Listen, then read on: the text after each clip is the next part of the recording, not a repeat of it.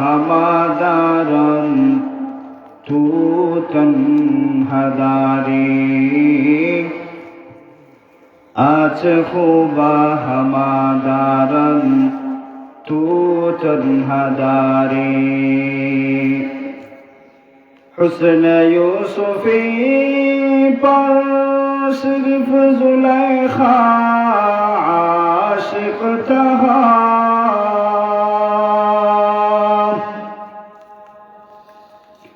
हुस्न यूसुफी पर सिर्फ जुलेखा आशिक था। तेरे चेहरे अनवर पर आशिक है सारा जहां। तेरे चेहरे अनवर पर आशिक है सारा जहां। माशूकों में जो कुछ है सब तुझ में मौजूद है।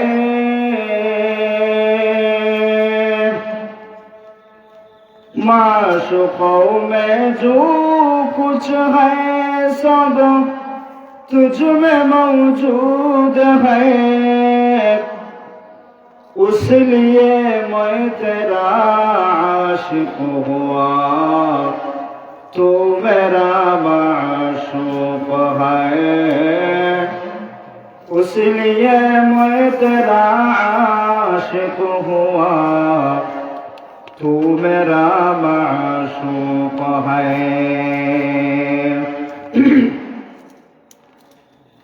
জামিয়া হুসাইনিয়া মাদানিয়া মাসবন মাদ্রাসা কর্তৃক আয়োজিত আজকের এই বার্ষিক ইসলামী মহাসম্মেলনের সম্মানিত সভাপতি সাহেব, সিলেটের পরিচিত মুখ, আমার জীবনে যে সমস্ত আসাতিজায়ে কেরামদেরকে সবচাইতে বেশি মহব্বত করি, ওনাদের মধ্যে থেকে একজন এবং আপনাদের এলাকার সূর্য সন্তান, বৃহত্তর সিলেটের হাতে গোনা কয়েকজনের মধ্যে একজন, আপনাদের এই সূর্য সন্তান উস্তাদে মুহতারাম হযরত মাওলানা বিলাল আহমদ ইমরান সাহেব মাঝবন্দি হুজুর দামাত বারাকাতুহু বর্তমান বাংলাদেশের নামকরা হাতে গোনা কয়েকটা মাদ্রাসার মধ্যে আঙ্গুরা মোহাম্মদপুর মাদ্রাসা। সেই আঙ্গুরা মোহাম্মদপুর মাদ্রাসার নাজিমে তালিমাত অর্থাৎ সব ছাত্র হুজুরের কন্ট্রোলে।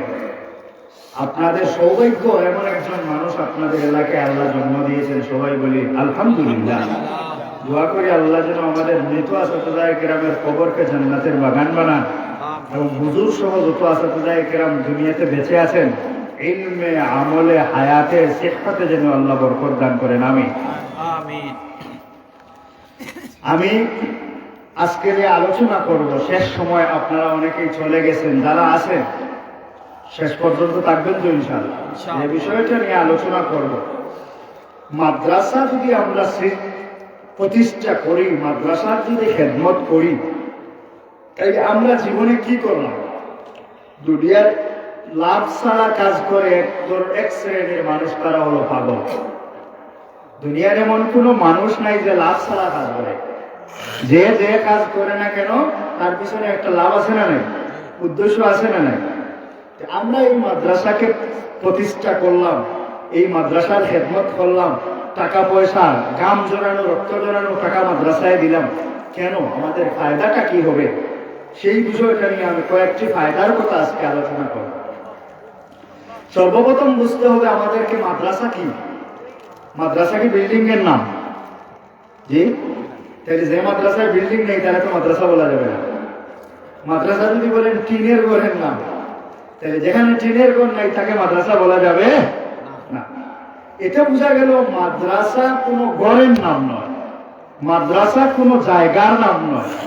যেখানে রবের তালিম হবে, আল্লাহ এবং তার রসুলের তালিম হবে, সেই জায়গা গাছের উপরে হলেও মাদ্রাসা, সেই জায়গা মাটিতে হলেও মাদ্রাসা, আসমানের উপরে হলেও মাদ্রাসা, পাহাড়ে হলেও মাদ্রাসা, পানির উপরে নৌকায় হলেও নৌকারও মাদ্রাসা।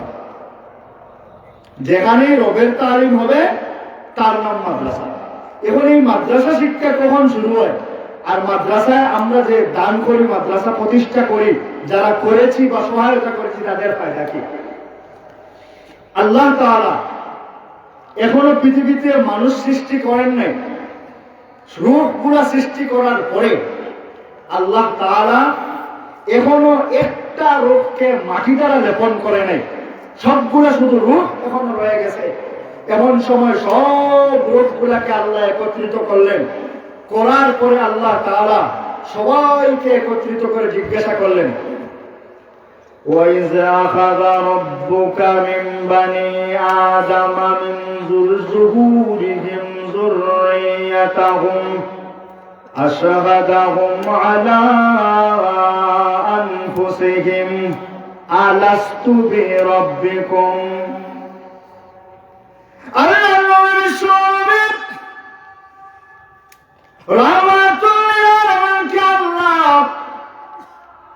যে মর্যাদা দিয়েছিলেন, সর্বপ্রথম মর্যাদা দুনিয়া সৃষ্টির আগে আল্লাহ সব বিশ্ব নবীকে দিয়েছেন।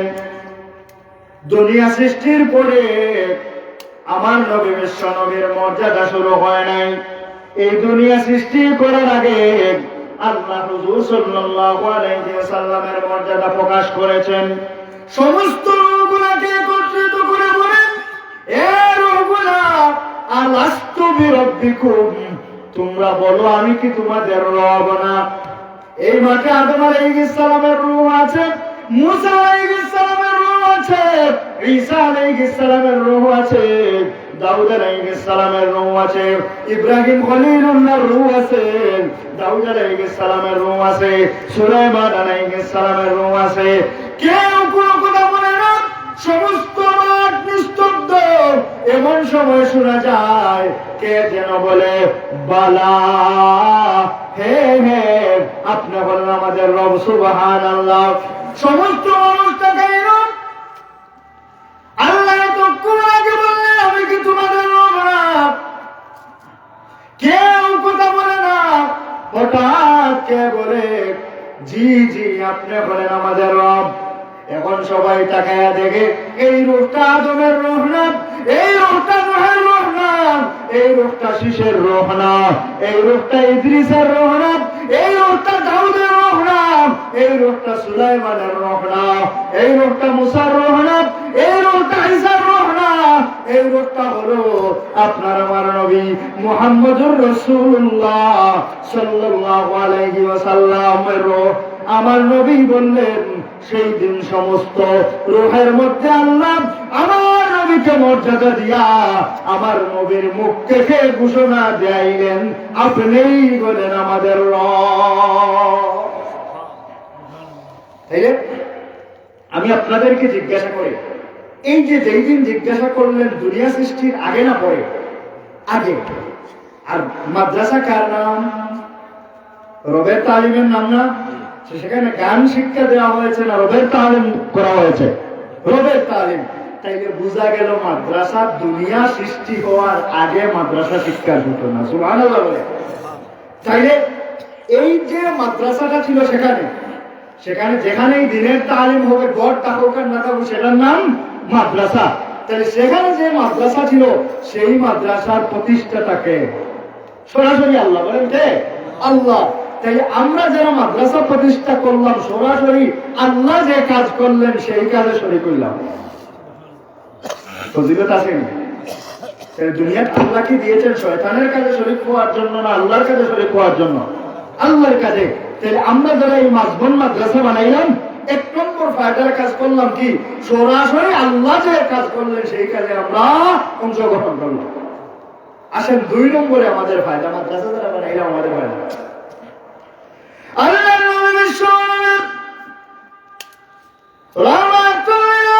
যখন দুনিয়া আগমন করলেন,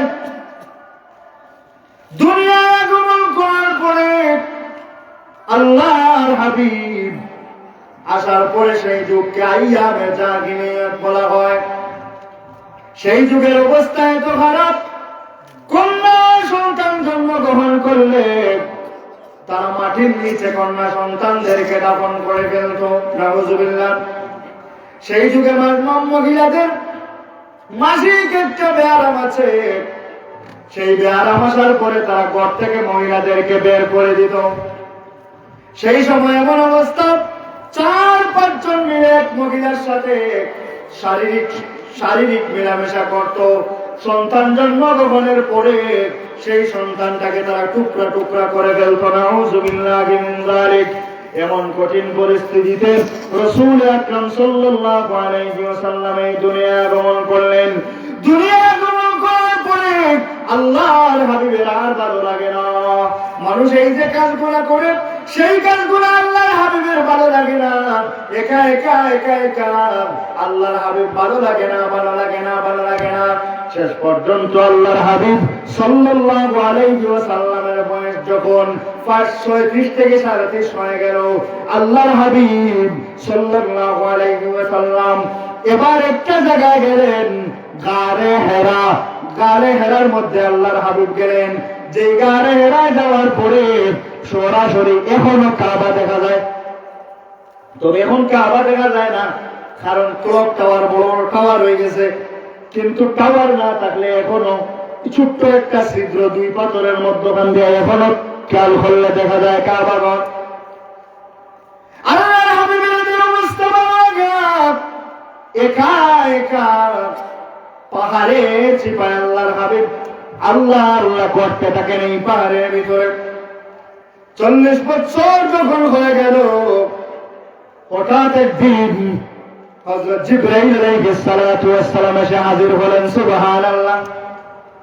হাজির হওয়ার পরে জিবরাইল আলাইহিস সালাম, ইয়া মুহাম্মদ ইকরা, হে মুহাম্মদ তুমি পড়ো। আল্লাহর হাবিব বলেন, মা আনা বিকারিন, আমি তো বুখারী সব না, আমি পড়তে জানি না। সুবহানাল্লাহ। 2 নম্বর বার বলেন, ইয়া মুহাম্মদ ইকরা, তুমি পড়ো। আল্লাহর হাবিব বলেন, মা আনা বিকারিন, আমি তো পড়তে জানি না, আমি খারি সব না। 3 নম্বরে আল্লাহর হাবিব 3 নম্বর বার জিবরাইল বলেন, ইয়া মুহাম্মদ ইকরা, তুমি পড়ো। আল্লাহর হাবিব বলেন, মা আনা বিকারিন, আমি পড়তে জানি না। আল্লাহর হাবিব বলেন, পরে জিবরাইল ফাআখাযানি ফাগাত্তানি। বুখারী শরীফের হাদিস। আল্লাহর হাবিব সাল্লাল্লাহু আলাইহি ওয়াসাল্লামকে এমন ভাবে জিবরাইল আলাইহিস সালাম বুকের মধ্যে নিয়ে চাপ দিলেন আর বলেন, ও মুহাম্মদ ইকরা বিসমি রাব্বিকাল্লাযী খালাক। সুবহানাল্লাহ। ও মুহাম্মদ, আপনি এমন প্রভুর নামে পড়ুন, আল্লাযী খালাকা, যিনি আপনাকে সৃষ্টি করেছেন। খালাকাল ইনসানা মিন আলাক, যিনি আপনাকে রক্তের টুকরা থেকে সৃষ্টি করেছেন।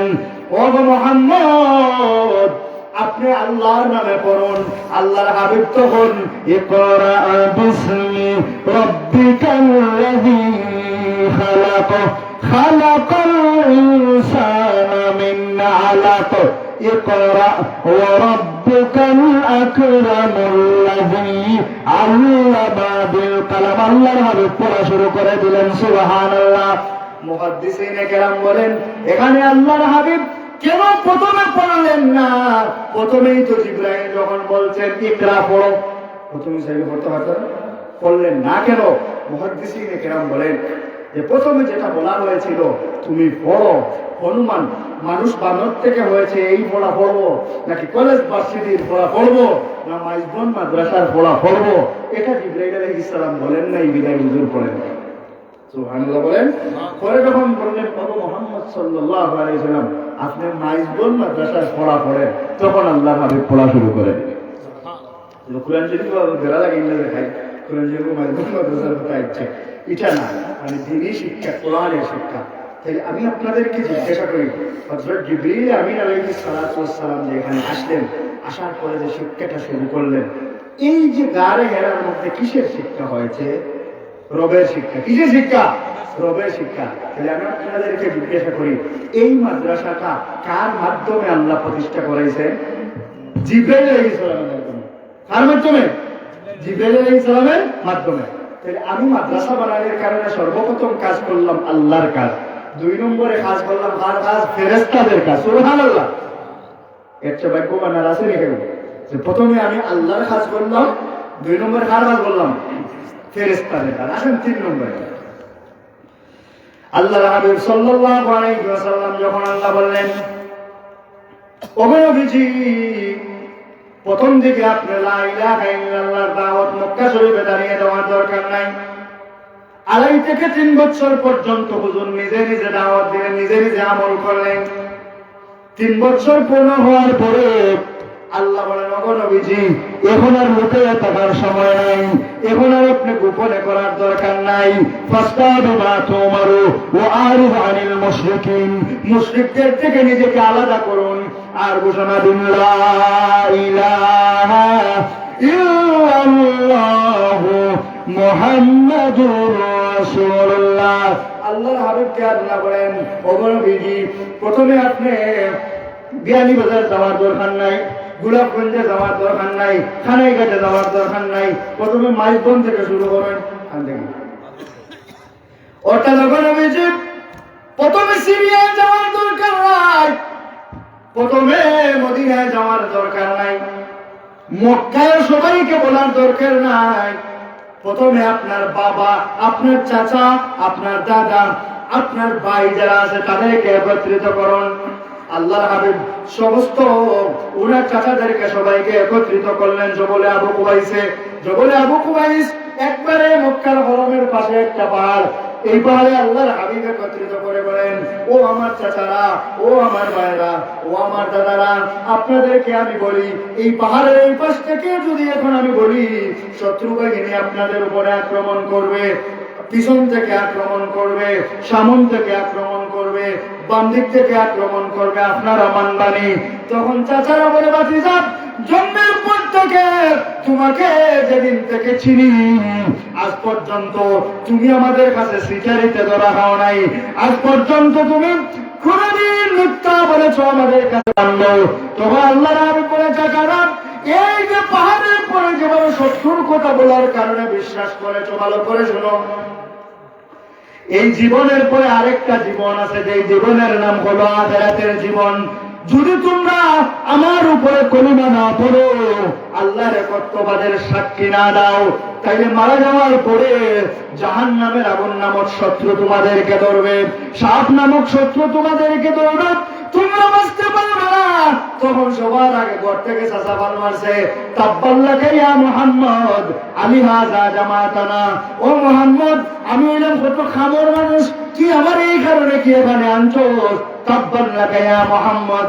আল্লাহ বলে, ও নবীজি আপনি জবাব দেওয়ার দরকার নাই। আবু লাহাব একটা ফালতু, তার বউর কাছে তার কোনো দাম নাই, সে বললো আর যে হইয়া গেল এটা না, সে যা বলে তা হবে কি হবে না, বেশিরভাগ নিশ্চিত হবে না। আমি আল্লাহ যা বলি তা হয়। আপনি নিজের পক্ষ থেকে বলে দুশ্মন বাড়াইয়া লাভ নাই। আমি আল্লাহ আপনার পক্ষ থেকে বললাম তাব্বাত ইয়াদা আবি লাহাব। আবি ইয়াদা আবি লাহাব দুইয়ের ব্যাখ্যায় মুফাসসিরিন কেরাম 7টা তাফসীর লিখেছেন। এর মধ্যে সবচেয়ে সুন্দর আমার কাছে লেগেছে ইয়াদা 2 হাত দ্বারা আল্লাহ বুঝান, ও নবীজি আবু লাহাবের দুনিয়াও ধ্বংস, আবু লাহাবের আখিরাতও ধ্বংস। এই আবু লাহাবের কথার কোনো বার্তাই নাই। আমি বলছি আবু লাহাবের হাত ধ্বংস হবে, তবে ও তাব্বা ধ্বংস হয়ে গেছে। ধ্বংস হয়ে গেছে কেন বললেন? কারণ যখন আর এই মুফতি হুজুর বা বন্ধু হুজুর এই দিক থেকে আসতেছেন, আপনি থেকে এইরা সোজা হই থেকে এইরা বলে অমুকর বাড়ি গেছিলাম, বলে কে হয়েছে? বলে 10,000 দিতে হয়েছে। বলে তে মনে করেন ফাইল দিছে, আসলে দিছে, এখনো দিছে, কিন্তু ফাইল দিছে কেন? বলে ইমানজোর কথা বলে ইন্নাকা লা তুখলিফুল মিআদ, আল্লাহর কথার কোনো ইলদিল নাই। আল্লাহ বলে, ও নবীজি আপনার কোনো চিন্তা নাই। আমি বললাম আবু লাহাব ধ্বংস, দুনিয়াও ধ্বংস, আখিরাতে ধ্বংস।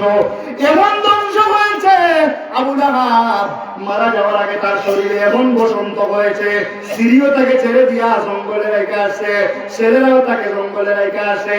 শেষ পর্যন্ত আবু লাহাব মারা যাওয়ার পরে এখন কে তাকে দাফন দেবে এই মানুষটা নাই।